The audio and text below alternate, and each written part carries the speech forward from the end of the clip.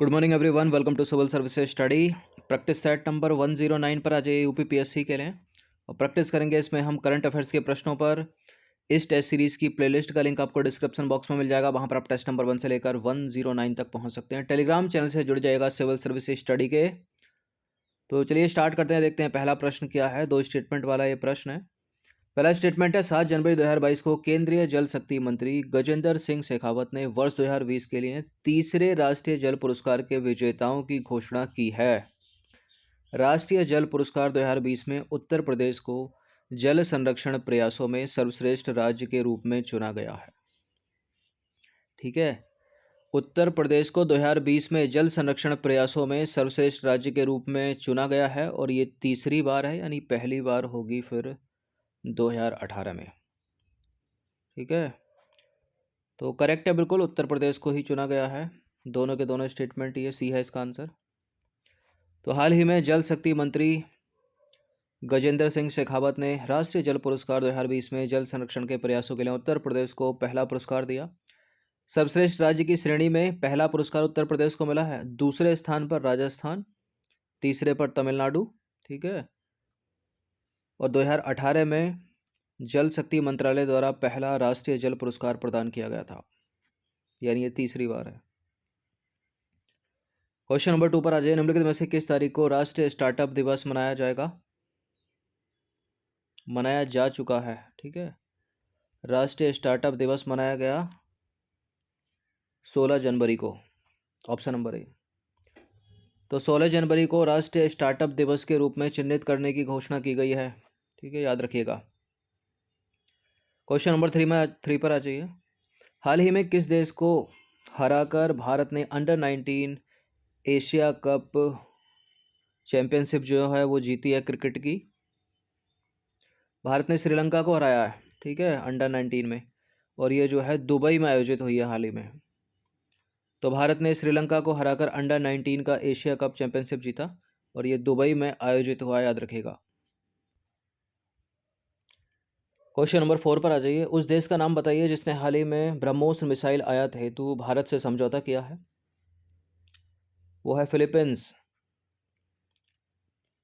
तो हाल ही में फिलीपींस ने ब्रह्मोस मिसाइल आयात हेतु भारत से समझौता किया है। ब्रह्मोस की माने तो एक सुपरसोनिक क्रूज मिसाइल है ये।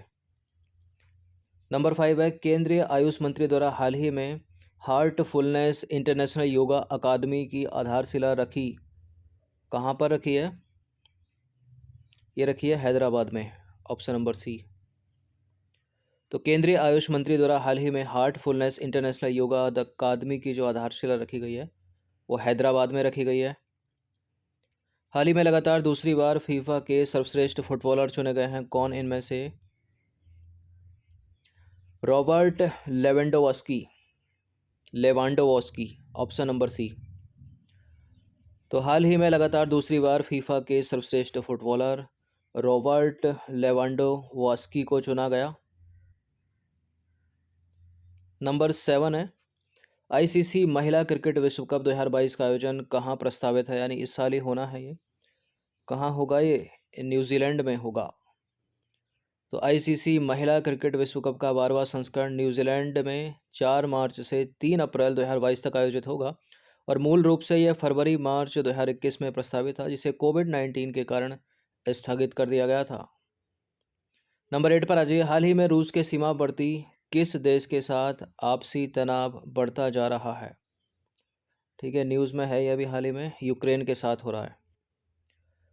तो सोवियत यूनियन ने 1991 में भंग होने के बाद स्वतंत्र हुए यूक्रेन के रूस के साथ संबंधों में तनाव बढ़ता जा रहा है तथा वर्तमान में अमेरिका और उसके सहयोगी नाटो राष्ट्र जो है युद्ध की आशंका भी जता रहे हैं।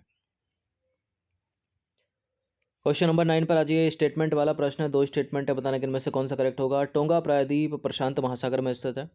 14 जनवरी को दक्षिण प्रशांत महासागर में टोंगा प्रायद्वीप के एक निर्जन द्वीप पर हुए एक ज्वालामुखी विस्फोट के कारण आई सुनामी ने तटवर्ती अन्य राष्ट्रों को तबाही पहुंचाई।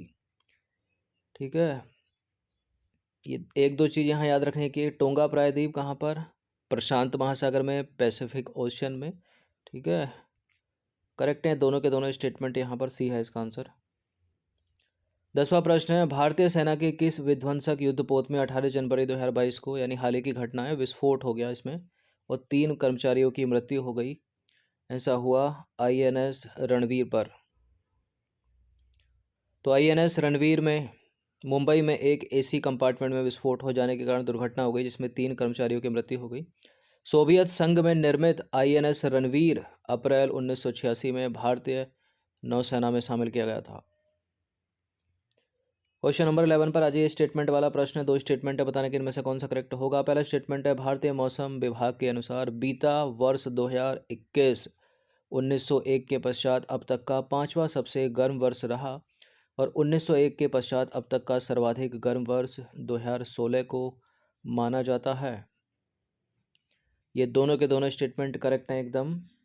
तो वर्ष 1901 के पश्चात सर्वाधिक गर्म वर्ष जो है वो 2016 रहा है, उसके बाद दूसरा सबसे गर्म वर्ष 2009 रहा है, तीसरा 2017 रहा है, चौथा 2010 रहा है और पांचवा जो है 2021 रहा। विश्व की पहली सेल्फ ड्राइविंग ट्रेन को कहाँ लॉन्च किया गया है, ये प्रश्न इंपॉर्टेंट है। ठीक है, चीन इसका उत्तर नहीं है, इसका उत्तर है जर्मनी। तो अक्टूबर 2021 में जर्मन रेल ऑपरेटर ने दुनिया की पहली स्वचालित और चालक रहित ट्रेन को लॉन्च किया। इस सेल्फ ड्राइविंग ट्रेन को हैम्बर्ग शहर में लॉन्च किया गया और इस परियोजना को सीमेंस और ड्यूस वैन द्वारा विकसित किया जा रहा है। नंबर 13 पर आ जाइए। राजा सोहेल देव स्मारक को निम्नलिखित में से कहाँ बनाया गया है। उत्तर प्रदेश में बनाया गया है, ये उत्तर प्रदेश के बहराइच में। तो उत्तर प्रदेश सरकार ने राजा सोहेल देव की याद में उनका स्मारक बहराइच में बनाया।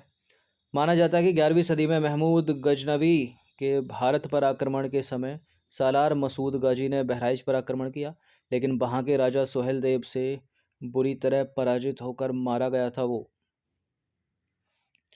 नंबर 14 पर आ जाइए। बिटकॉइन को कानूनी मान्यता देने वाला दुनिया का पहला देश कौन बना। इसका उत्तर तो पता ही होगा, कई बार हमने टेस्ट सीरीज में इसकी चर्चा की है। अल सल्वाडोर सेंट्रल अमेरिका का देश है ये।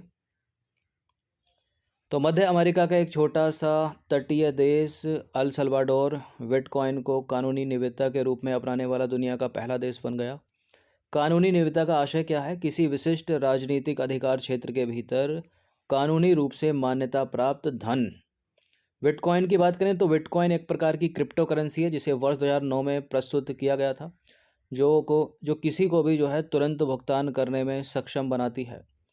क्रिप्टो करेंसी की बात करें तो क्रिप्टो करेंसी एक विशिष्ट प्रकार की आभासी मुद्रा है जो क्रिप्टोग्राफिक एन्क्रिप्शन तकनीकों द्वारा विकेंद्रीकृत और संरक्षित होती है।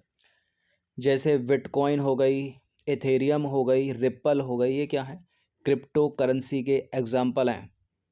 ठीक है, क्रिप्टो करेंसियाँ हैं ये। अगर स्टेटमेंट बनाकर पूछा जाए ripple, Ethereum, bitcoin crypto currency हैं तो करेक्ट होगा वो। नंबर 15 पर आ जाइए। ये भी स्टेटमेंट वाला प्रश्न, बताना कि इनमें से कौन सा करेक्ट होगा। ब्लू बॉन्ड पर्यावरण से संबंधित बॉन्ड होते हैं जो समुद्र और संबंधित पारिस्थितिक तंत्र की रक्षा हेतु परियोजनाओं को वित्त पोषित करने के लिए जारी किए जाते हैं। सभी ब्लू बॉन्ड ग्रीन बॉन्ड होते हैं, लेकिन सभी ग्रीन बॉन्ड ब्लू बॉन्ड नहीं होते। क्या स्टेटमेंट करेक्ट है ये वाला? करेक्ट है, पहला भी करेक्ट है, दोनों के दोनों करेक्ट हैं, सी है इसका आंसर। नंबर 16 पर आ जाइए। महामारी की तैयारी का अंतर्राष्ट्रीय दिवस कब मनाया जाता है? दिसंबर में ये मनाया जाता है, 27 दिसंबर को। तो 27 दिसंबर 2021 को महामारी की तैयारी का अंतर्राष्ट्रीय दिवस मनाया गया। यह दिवस महामारी के खिलाफ वैश्विक साझेदारी के महत्व को रेखांकित करता है। उद्देश्य क्या है इसका? भविष्य के प्रकोपों के लिए तैयार करना, सभी स्तरों पर महामारी के बारे में लोगों को संवेदनशील बनाना।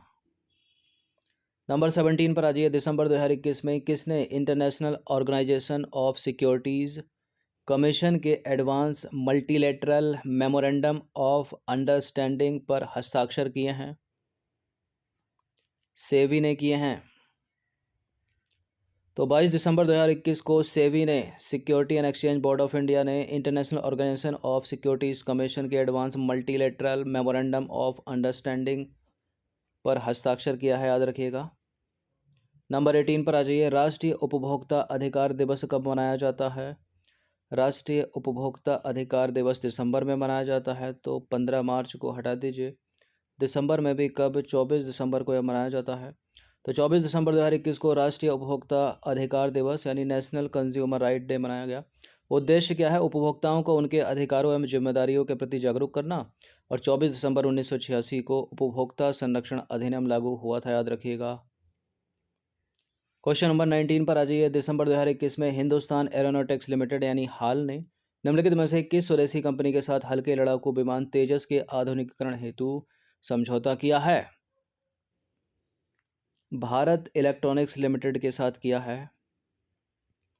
तो 16 दिसंबर 2021 को हिंदुस्तान एरोनॉटिक्स लिमिटेड यानी हाल ने हल्के लड़ाकू विमान तेजस के विकास हेतु भारत इलेक्ट्रॉनिक्स लिमिटेड के साथ जो है समझौता किया और इस अनुबंध का कुल मूल्य है लगभग 2400 करोड़ रुपए। देखिए, हाल ने आत्मनिर्भर भारत को बढ़ावा देने के उद्देश्य से अब तक का यह सबसे बड़ी राशि का करार किसी स्वदेशी कंपनी से किया है और इसके तहत बेंगलुरु में हल्के लड़ाकू विमान तेजस MK-1A कार्यक्रम के लिए 20 प्रकार की प्रणालियों का विकास एवं आपूर्ति की जाएगी।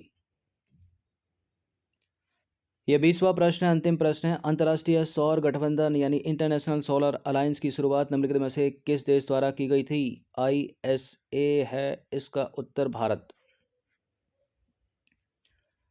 तो भारत और फ्रांस है, ठीक है, लेकिन ऑप्शन में भारत है तो भारत ही करेक्ट होगा। 9 दिसंबर 2021 को संयुक्त राष्ट्र महासभा ने अंतर्राष्ट्रीय सौर गठबंधन को पर्यवेक्षक का दर्जा प्रदान किया है और अंतर्राष्ट्रीय सौर गठबंधन संधि आधारित एक अंतर्राष्ट्रीय संगठन है जिसकी शुरुआत भारत द्वारा की गई।